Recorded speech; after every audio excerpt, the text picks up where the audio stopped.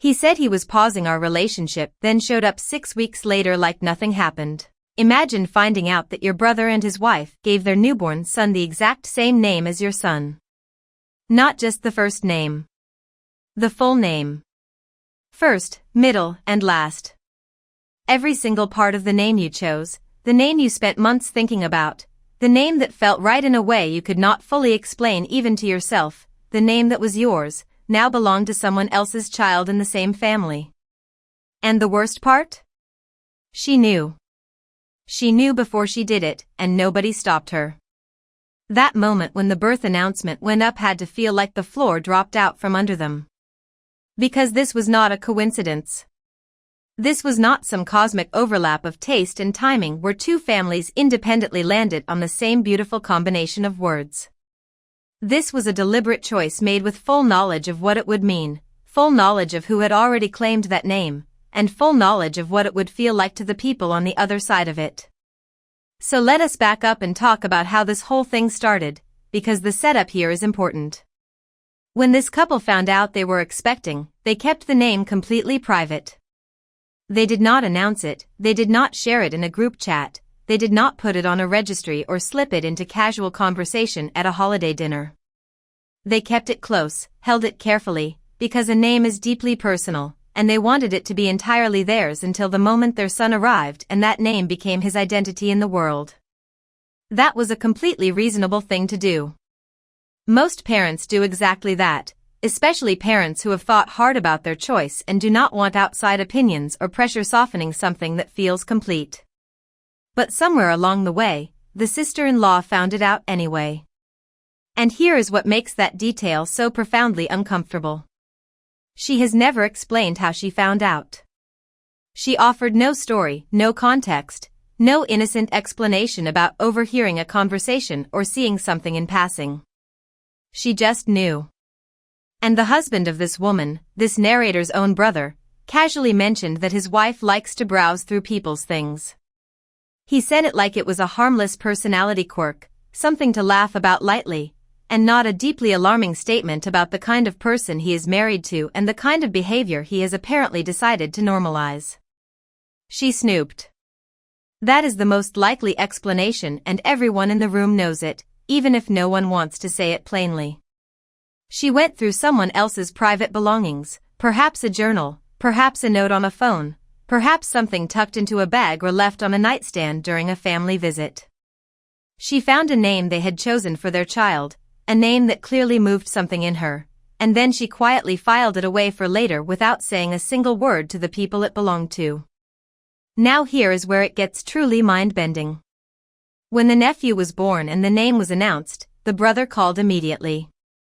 Not to apologize. Not to check in and acknowledge what had happened with any kind of emotional honesty. Not to say, hey, we need to talk about something and I know this is going to be hard to hear. He called to ask his brother to stay quiet. To manage the moment, to contain it, to smooth it over before it could become anything real. His wife had a rough birth and did not need the drama right now. And his reasoning for why they took the name in the first place. She wanted the two cousins to be connected. She wanted them to be each other's namesakes. Because the two brothers have twin-like names themselves, she thought it would be poetic and meaningful if their sons carried that same sense of echo and symmetry. She thought it would be beautiful. I cannot even begin to explain how that logic falls apart the moment you look at it directly. The part that really gets me is that she did not ask. She did not come to them at any point during her pregnancy and say, hey, I love this name so much, I heard it somehow and it has stayed with me. Would you consider letting us use it? Maybe we could figure something out together where both boys carry a version of it. She did not give them the opportunity to respond with generosity, or to find a middle ground, or even just to say no and have that be the end of it. She just took it. She found out the name through what was almost certainly an invasion of someone else's privacy, and then she used it without a single conversation, without a single moment of honesty, and without any apparent awareness that the people she was doing this to might have feelings worth considering. That is not a romantic gesture about family connection. That is someone deciding that what they want matters more than what anyone else has already planned, already felt, and already made real. And let us talk about the practical reality of two cousins, living in the same family circle, attending the same schools, sharing the same last name, having the exact same full name. First, middle, last. This is not some abstract problem that only exists in hypotheticals. These two kids are going to grow up side by side. Their parents are siblings.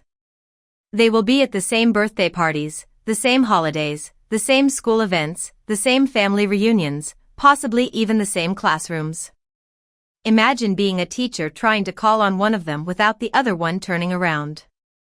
Imagine the medical records when both boys end up at the same pediatrician's office, which in a family this close is almost inevitable. Imagine the banking situation when they are both young adults trying to establish themselves independently. Imagine the legal documents, the insurance forms, the government identification, the background checks, the digital footprints that overlap and blur and create confusion at every turn for their entire lives. This creates real, grinding, daily confusion in the real world, and it is not gatekeeping or being dramatic to point that out. It is just being a rational adult who thinks past the romantic surface of an idea into the actual lived consequences that two real human beings will have to navigate. So what did this couple do? They did something genuinely clever, something that showed both emotional intelligence and a clear-eyed understanding of the situation they were dealing with. They decided to change their son's name, but they kept that decision completely private. They went through the motions of keeping the original name, answered questions about it naturally, did not announce anything or make any scene. They waited, quietly and patiently, until the 6-month mark passed in their state, because after 6 months it becomes significantly harder to change a name on a birth certificate. They were not just protecting their son from the everyday confusion of sharing a name with his cousin. They were protecting their son's name from being legally swapped to match theirs if the sister-in-law had a change of heart down the road and decided she wanted to be the one to change, putting this family in a position where they felt pressure to follow. They were protecting themselves from a situation that had already shown them it operated without rules. And honestly, given everything that had already happened, given the snooping and the silence and the phone call asking for quiet, can you blame them for not trusting that this family would handle a name change with grace and goodwill? Here is the thing that I keep coming back to. When they finally revealed the name, almost everyone understood. The parents understood. The sisters understood. The friends understood. The in-laws understood. The reaction across nearly the entire circle of people who knew this family was some version of, "Yeah, that makes complete sense, of course you did that." The only person who did not understand, or rather the only person who refused to understand even when it was explained clearly, was the brother. And he did not come to them with curiosity or even genuine hurt feelings trying to find their way toward honesty. He came with accusation, with heat, with the specific energy of someone who has been told by their spouse that they need to go fix something. He told his own brother that what he did was a, quote, dick move, and that he had upset his wife by silently taking away her choice. Her choice. Her choice to do what exactly? Her choice to keep a name she stole? That framing is wild.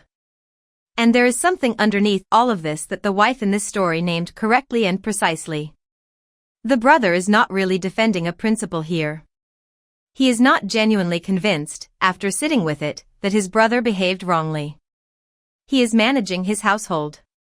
He does not want his wife to be upset, and he knows from experience that if he pushes back on her behavior it will create tension and conflict at home that he will have to live inside. So instead he redirected that conflict outward, away from where it actually belongs. He put it on his brother. He made his brother the problem, the aggressor, the one who caused damage, so that his wife does not have to sit with the weight of what she actually did and why.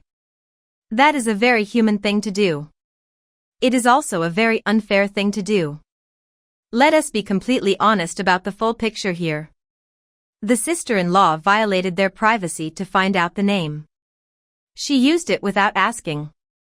She used every single part of it, not just the spirit of it or a variation of it, but all of it, down to the middle name, down to the last name that was already shared. She had her husband call to silence his brother within hours of the announcement, before anyone could react out loud. She framed an act of taking as an act of love and tribute. And now she is upset that the couple she wronged had the quiet audacity to protect themselves without making it a fight. The verdict here is not complicated. This couple did nothing wrong. They changed their son's name, which was entirely their right as his parents, and they protected that decision strategically and privately, which was entirely reasonable given the circumstances they had been handed. The sister-in-law made a choice that affected another family's child without their knowledge or consent, and the brother enabled that choice by asking for silence instead of accountability.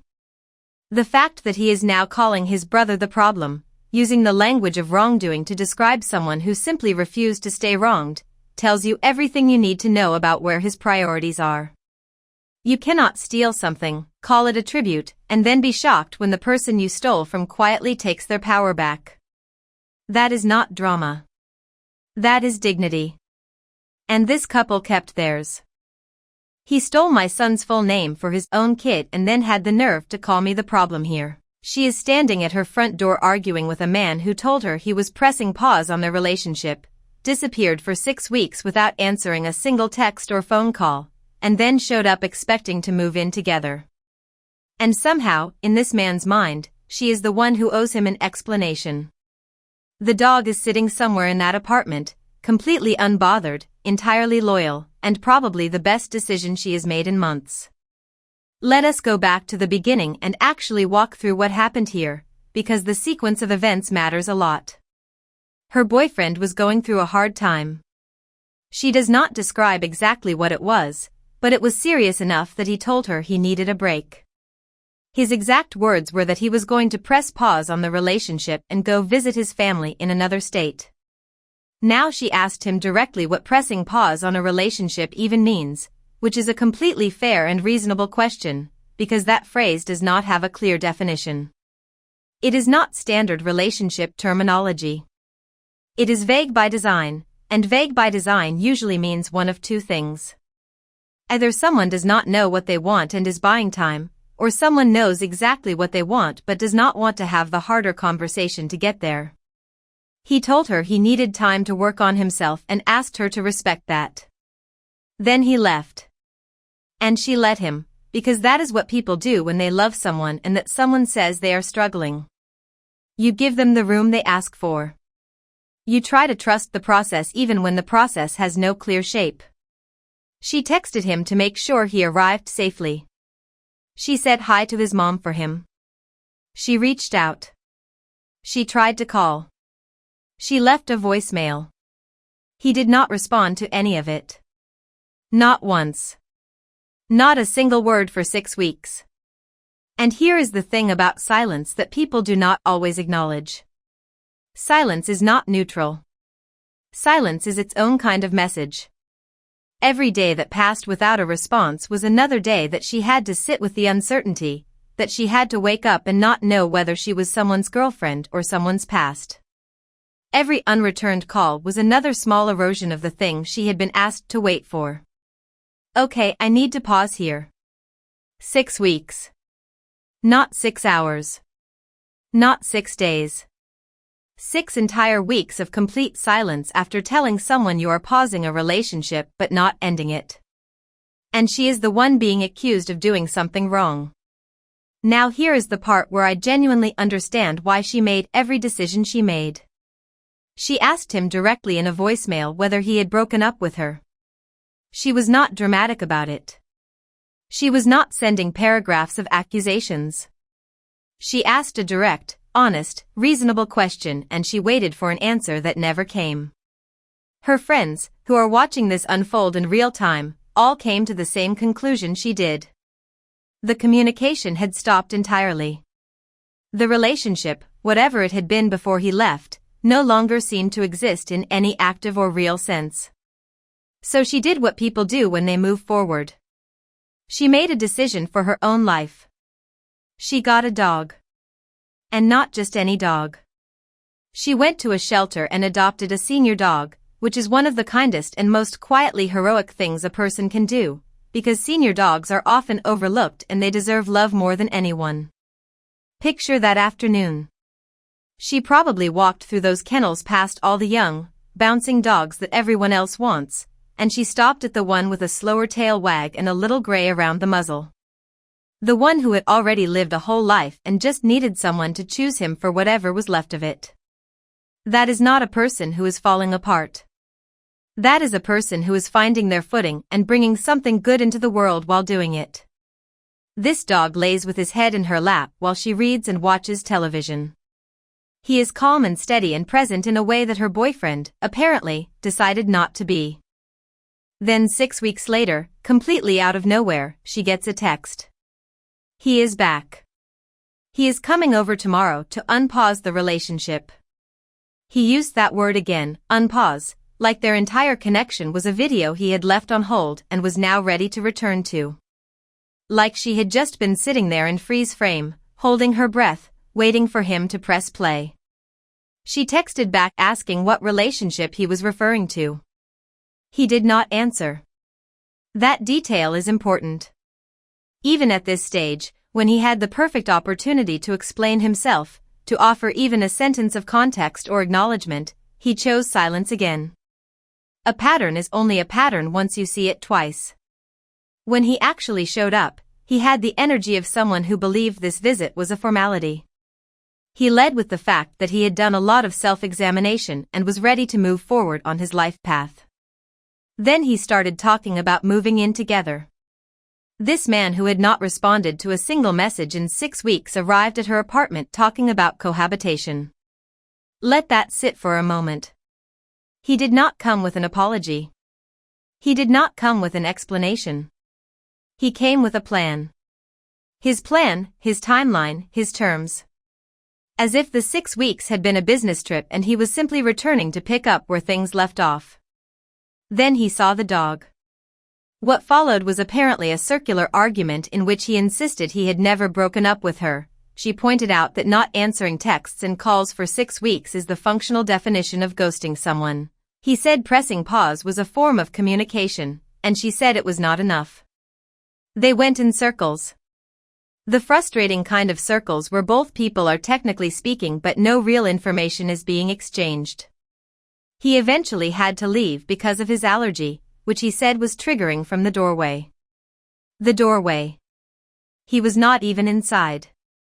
His eyes were probably watering and his throat was probably tightening, and some part of him was almost certainly aware of the poetic absurdity of the situation, though whether he allowed himself to feel it is another question entirely.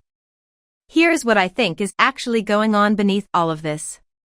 He thought pressing pause meant the relationship was preserved in amber, waiting exactly as he left it, unchanged, ready for him to return to whenever he felt ready.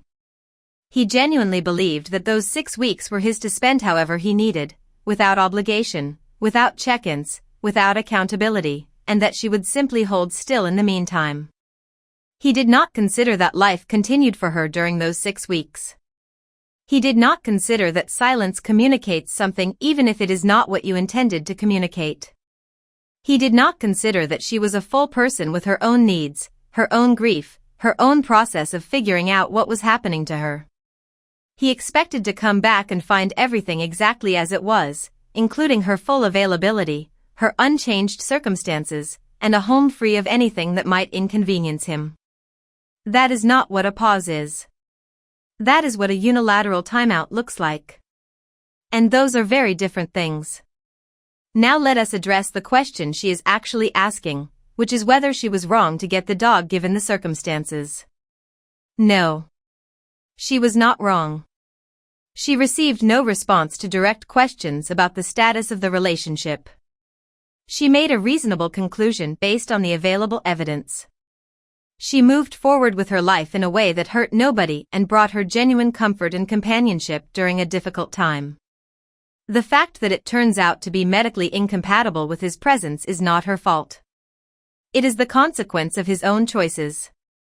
But I want to go one layer deeper here, because I think the dog question is actually the smaller question. The bigger question is whether this relationship makes any sense going forward. And that is where I have to be direct. This man communicated something important by how he handled those 6 weeks. He showed her that when things get hard, his instinct is to disappear. He showed her that he does not prioritize making her feel secure or informed when he is dealing with his own stuff. He showed her that he assumes she will wait with no information and no reassurance, and that she should consider that reasonable. And then when his assumptions turned out to be wrong, his response was not to reflect on how his behavior might have contributed to the confusion.